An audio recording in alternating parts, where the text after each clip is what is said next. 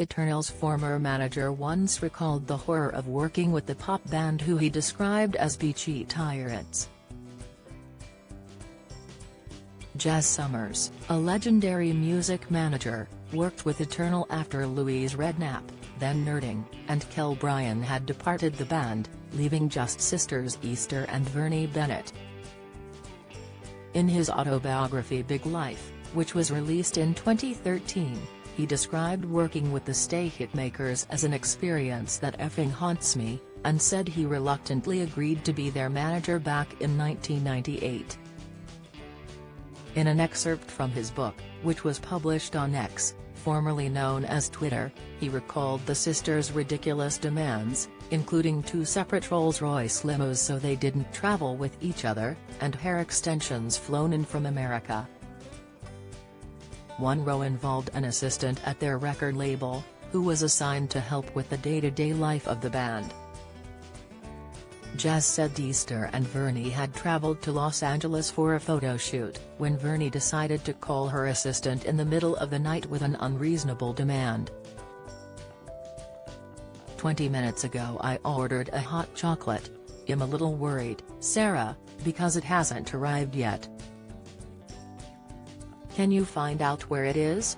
Vernie reportedly asked in a call from her room at the Peninsula Hotel in LA to her assistant, who lived in East London. Describing Vernie's phone call as nonsense big-time behavior, he revealed the poor assistant was forced to go to her sister's house across London to place a long-distance international call to find out where Vernie's hot chocolate was. Jazz then recalled a meeting with the sisters ahead of the release of their album, Eternal, in 1999, but his run-in with Vernie ended his partnership with the pop band. Discussing payment after his work with the sisters, Vernie allegedly told their manager that God was watching down on us, and they wouldn't be paying Jazz anything. "Because the songs on this album were written after our previous manager and before you started managing us.